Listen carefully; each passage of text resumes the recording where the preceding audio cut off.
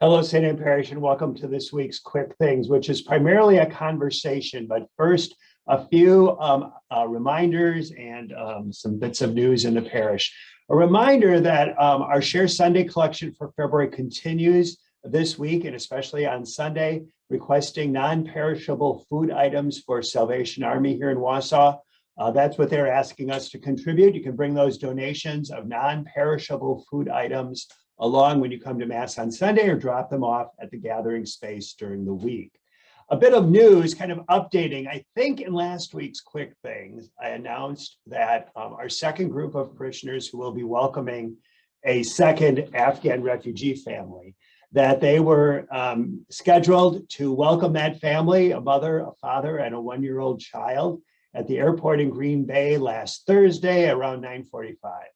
Well, by Thursday or Wednesday, actually, the day before that, that they were expected to go to the airport, that plan changed. And they are now going to be welcoming sometime this week. It was not clear, maybe happening right now, I don't know. Sometime this week, welcoming a family, a mother, a father, and a 7-year-old son, I believe. So that, as with our first group, these plans can change and circumstances change.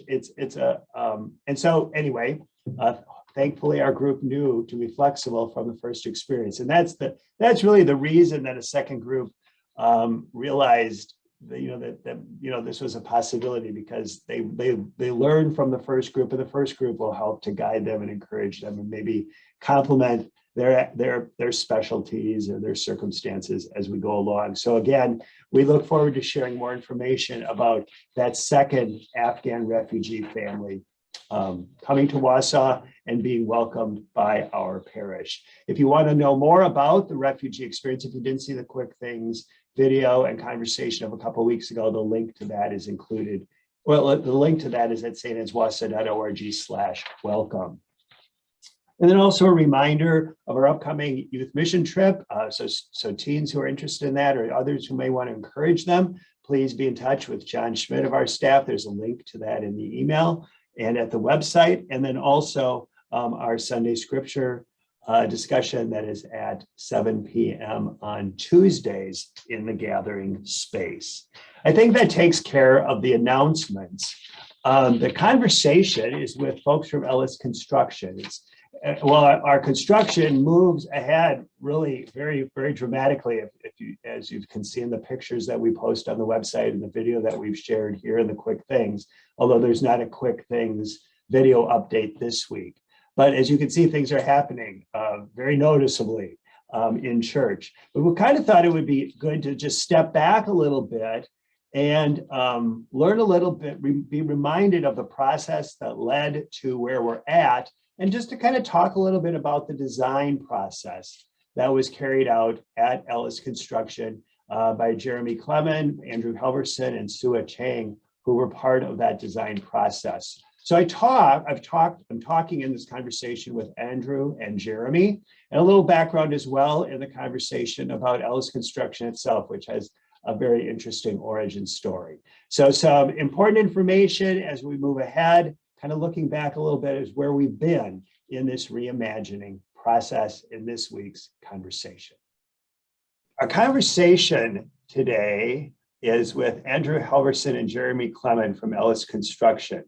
As the construction intensifies in church, and we're providing updates and things, and we'll try to do that maybe in one of these conversations with some of the folks who are involved in the actual construction at some point. But I thought, first of all, it might be good to step back a little bit to how this all began with the design process that is now culminating with the construction in church. And so Andrew and Jeremy are people that many of our parishioners have met already in the introductory meetings that we held in the spring and summer of last year, introducing the plan. So we want to step back even before that. Maybe to begin, Andrew, first of all, identify your titles or what your roles are at Ellis. You want to go first, Andrew? You bet. Well, Father, thank you very much for the opportunity to chat with you about this great project. And quite honestly, hello, good afternoon, good morning, or good night, depending on what time your parishioners are watching this. Hey, all of those. I would imagine it could be 3 o'clock in the morning for some, by all means.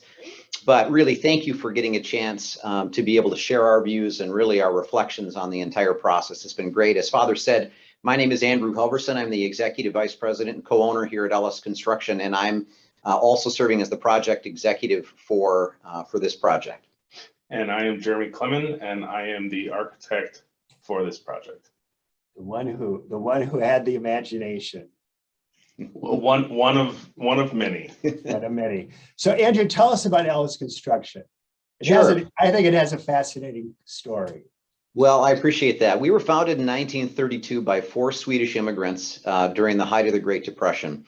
So we are celebrating our 90th year in business this year, and it's really a wonderful time for us to reflect on the roots actually of Ellis. They were masons. They had a wonderful trade and a great skill as they immigrated. Carlson, Anderson, Peterson, and Olson were 4 Swedish immigrants that came over from Sweden directly in the early 30s.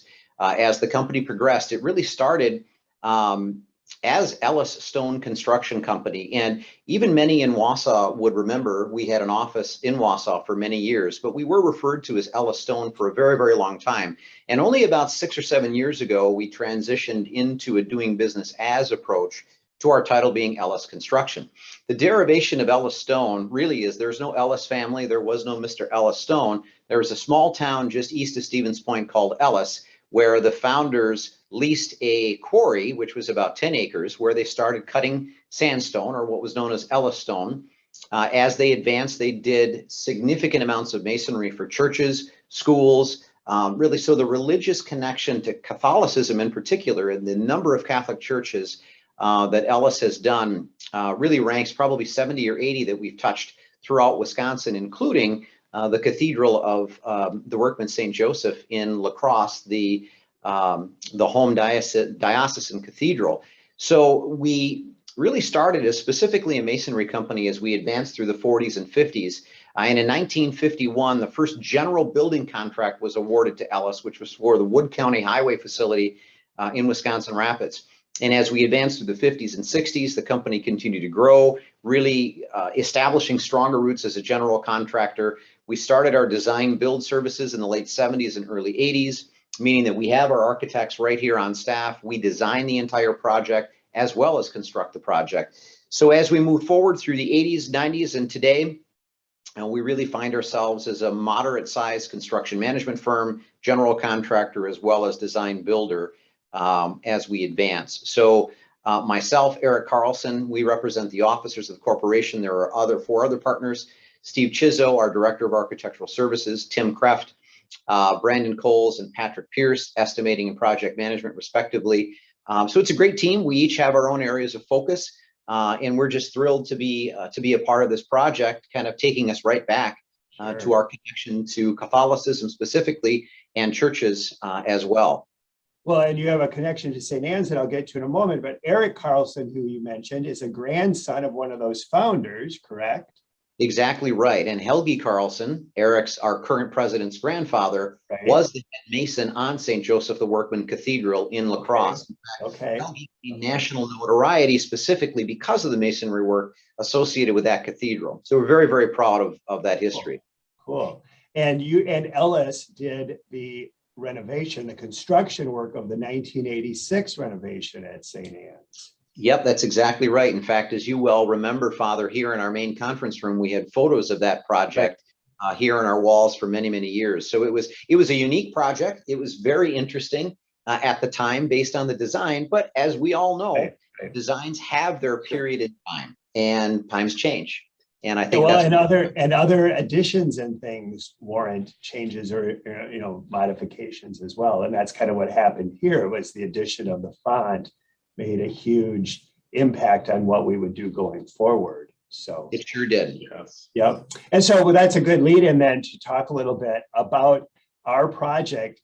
Andrew, you were earlier before we started recording, you gave kind of a review of the timeline. Can you just, we started actually in the fall of 2019 with our conversation. We did. And what's amazing is obviously COVID got in the way of all of us. And we even had to stop for a second and remember as to whether that was the fall of 2020 or the fall of 2019. But the initial conversations actually go back that far. They began in the fall of 2019, progressed through the winter and into the spring of 2020. And we more than likely had, I believe, our first presentation to the parish pre-COVID to be able to share those initial conceptual renderings with the design committee and others. And of course, COVID hit immediately at that time, just a few weeks, in fact, thereafter.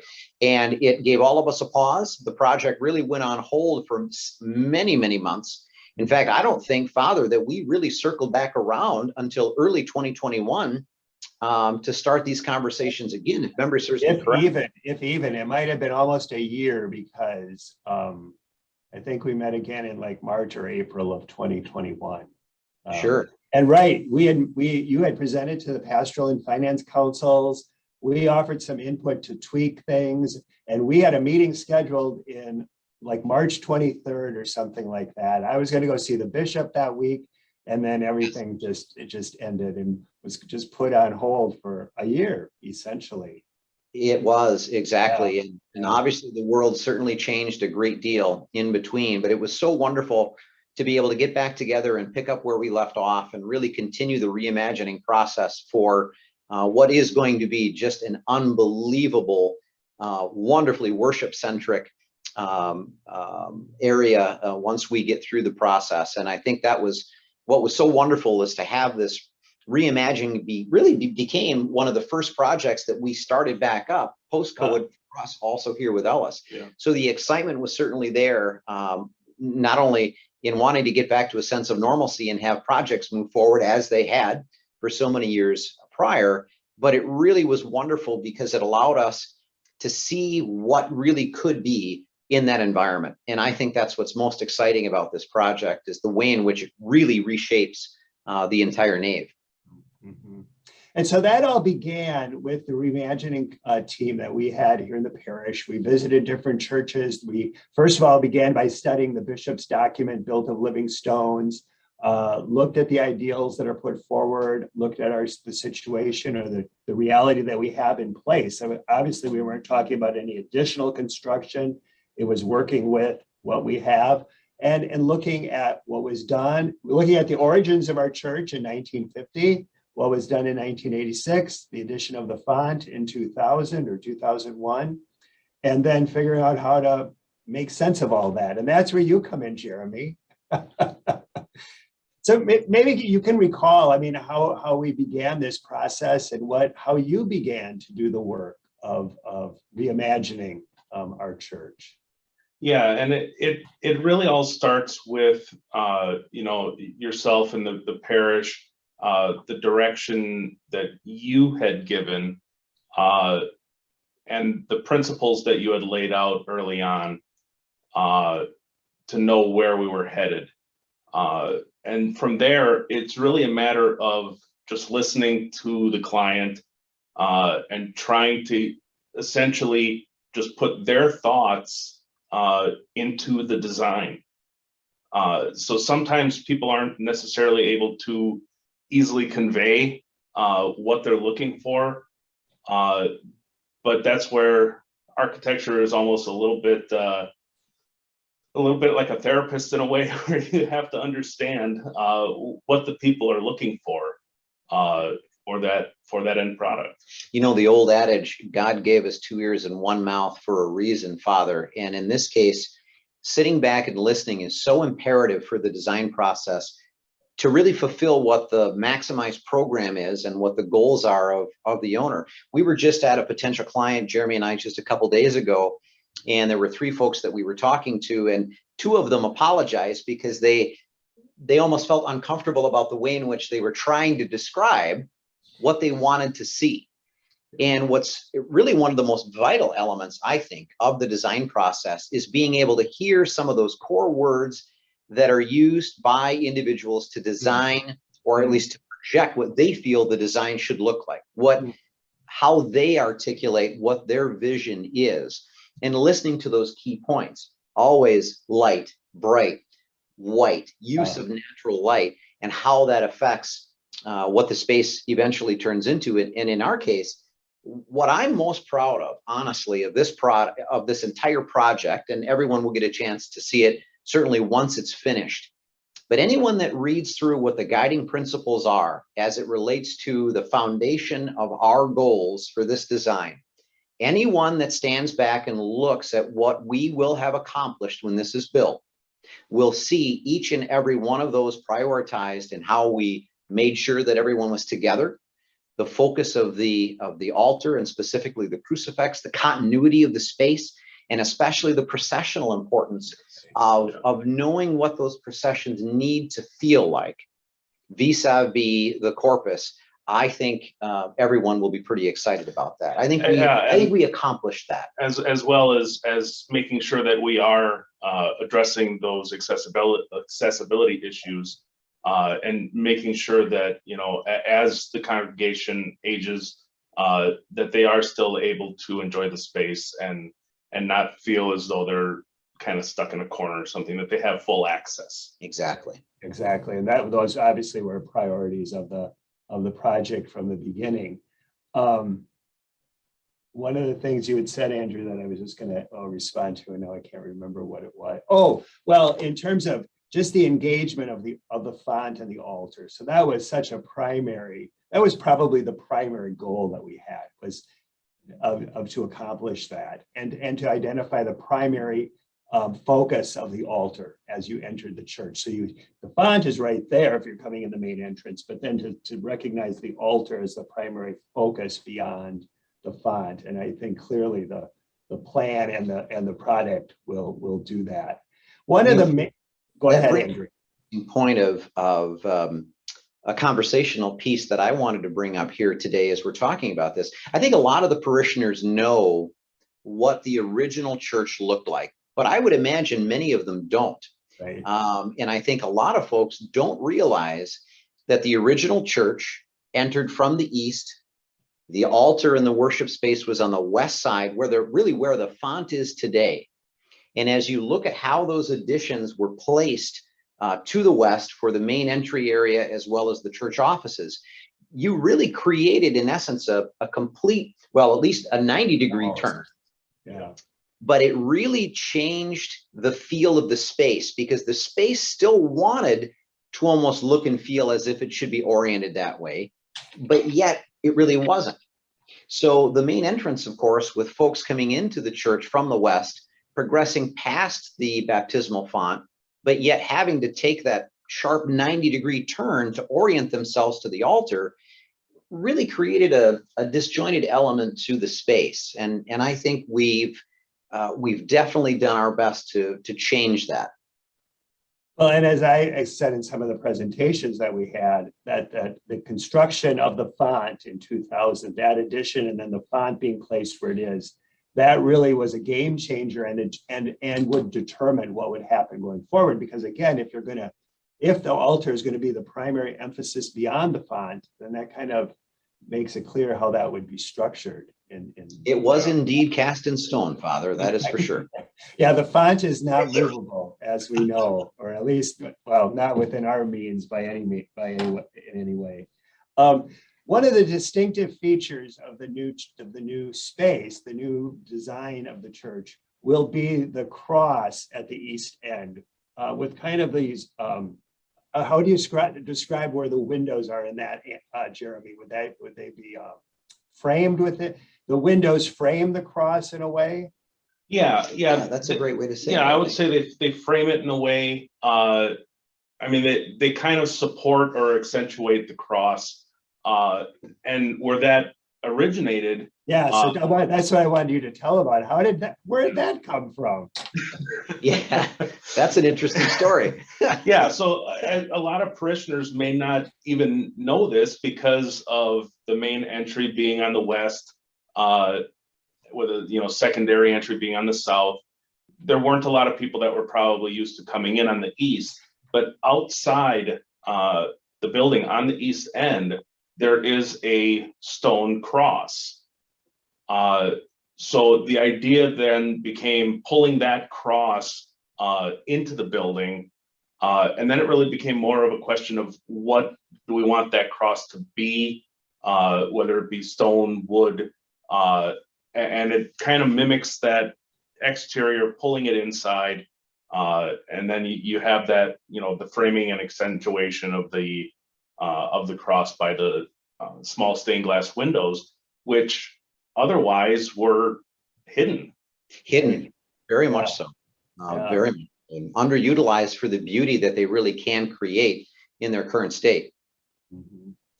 And you could already begin to see, so now that loft area is removed, so you can begin to see where that cross will be and how the windows will frame that. The windows are covered by plywood, so you can't see them, but you can imagine how that's going to look. And what I love about it is that it brings in that original concrete cross from the exterior and brings that inside. So again, it's not like it's not that cross is inside, but you're helping us kind of recreate that image from the very initial structure of the church as part of this new version, if you will, of the church. Yeah, it's a nice reflection of the original church in this latest iteration. You Right. bet. What would you say were the greatest challenges thus far in this process? Well, I think it's obviously cost goes without saying, right? Budget adherence and making sure that we're able to balance costing of the project, but with the unique intent as it relates to aesthetics. That is always a challenge. In fact, over the last year and a half, it's become one of the most aggressive challenges that we have with any project these days.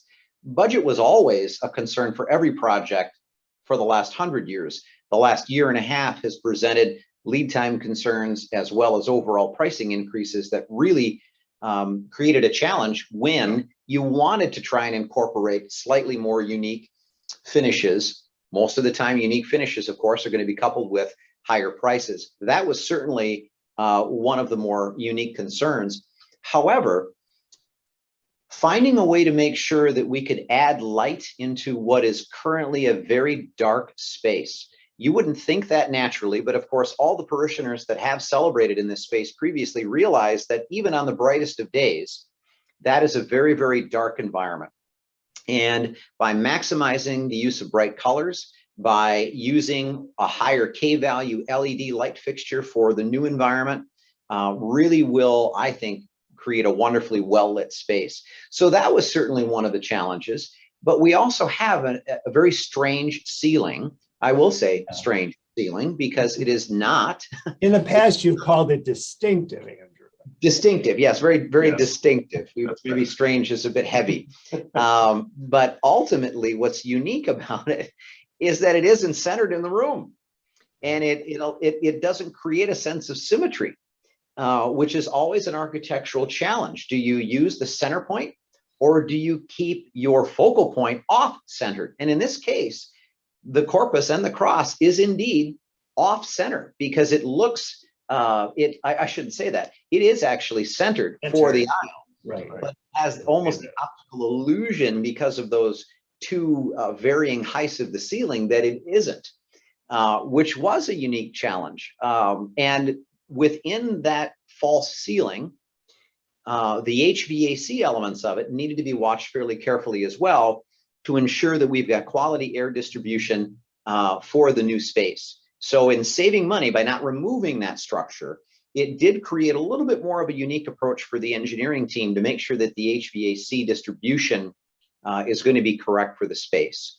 Those would be my reflections. I don't know about yours. And I mean, regarding the ceiling, obviously it is unique, but I think that we have addressed some things by not focusing on the asymmetry of the ceiling and really pushing the symmetry of the space, as well as bringing in some larger pendant fixtures, light fixtures, which will bring down that apparent height, and I think will lead the eye to more directly toward the altar, versus looking up and looking at the ceiling.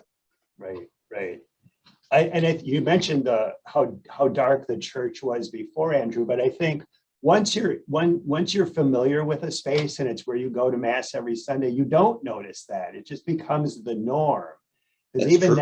even now, when we're having mass in McKillop Hall, a couple of people have observed how much brighter it is there. I mean, you just didn't think about it in the old in church before, because that's just how it always was. Sure. I've told this to people before. Sometimes I didn't know someone had. I knew my one week, for example, my mom and dad were there, and I knew they were there, but I couldn't see them. They were in one Right. of these shadows that existed back in the day. So anyway, probably the biggest construction part of this, at least to this point, is the removing of the loft, which has now been completed for the most part. So Yes. what would be the next big step in terms of construction, Jeremy or Andrew? That will happen now? Yeah, from a demolition perspective, you're absolutely right, Father. The removal of that choir loft absolutely was thus far one of the greatest substantive construction challenges. It was not structural in that it in and of itself was not supporting any of the church, the superstructure of the church, but there was a lot of concrete that was a part of that particular loft. So it needed solid planning. We needed to make sure that it was going to be removed accordingly as we advance. So that certainly is done now, and we're excited about that. Well, and that had to be removed, like kind of, I don't know, piece by piece, but it had to be removed in such a way that it didn't destroy the structure of the building around it, right? Which is a little Exactly. Once we got close to the edges, yes, it needed to be quite surgical in terms of how the demolition was executed. Yeah. So good. Well, anything else that you want to add just in terms of the process that brought us to this point? Well, I think that anytime you undertake a project like this, where it is very personal to folks, you can get a lot of strong opinions, different ways, which of course we had, which is normal. But I think that we were able to really pull everyone together, and at the end come up with something that I think everyone is really going to be happy and proud of once that. I agree. I think finished. the end result and the design that we see in front of us today really best symbolizes that no one got everything, everyone got something. And I think that's probably one of the best ways to look at it, in that the space really was done collaboratively. We knew that certain opinions weren't able to be brought forth because of price in some cases. Some of the personal opinions that were expressed may have not allowed us, or wouldn't have allowed us to maximize those principles that we wanted to see, the guiding principles of the design that we brought to the project. And I think once folks were able to stand back and see some of that, but also be able to visualize what we really did, Father, as you know, and as folks who may not know, who are at home watching this video, is that we really leveraged the use of three-dimensional design technology. So the renderings and the concepts that we were able to change real time with the committee allowed us to consider so many of those fairly sensitive topics very early on in the process. And by folks being able to visualize what our suggestions were real time and much, much sooner than they would have previously, I think allowed us to progress through some of those decisions quite efficiently as well. So, cool. Yeah. And I think, right, it's a complicated process. There are ideals that we really couldn't, fudge on too much. And we had a structure that we had to work within. So, and the cost limitations. So I think you're right, Jeremy. People will be very happy with.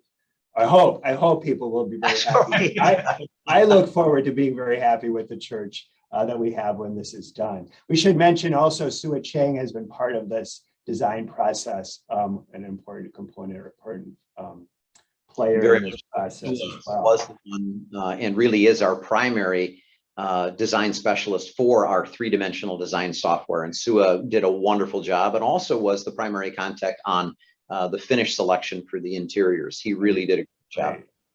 Yeah, we'll talk in another conversation about all the choices and things like that. It's just mind-boggling.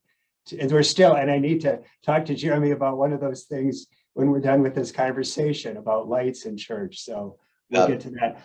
Your final comments about how, you know, the appreciation for the finished product and things like that. I want to conclude with two comments from two of our parishioners who are in their 90s. You talked, Andrew, about how we've kind of moved the church. We've gone in this progression around the space. One of our parishioners, who's 95, I believe she is, she says, I wonder if I'll live long enough to make the change once more. And I said, no, you won't. I said, I would love for you to live that long, but it ain't going to happen. So just keep living. Just keep living. Then another parishioner who's in her 90s, she has sent us a wonderful note every month since March of 2020, since COVID started. And I just want to share her note from January. She said, the vision I see in our new place of worship is amazing. My prayer is that God will keep me on this earth long enough so that I will really be able to see it completed. Oh, So, that's one. Isn't that great? That's a good point to end on. Jeremy and Andrew, thank you very much. I hope that both of you or others can join us just to talk about this project some more and kind of the more of the nitty gritty of the construction phase as we move along. But thank you very much for your time today. So our pleasure. You're very welcome. And thank you. And maybe more important than anything, to all the parishioners that are watching, from all of us at Ellis, thank you so very much for allowing us to serve you in this way, to be able to leave a legacy on the Wausau community that will last for 50 to 100 years. So thank you all very much. Okay, thank you.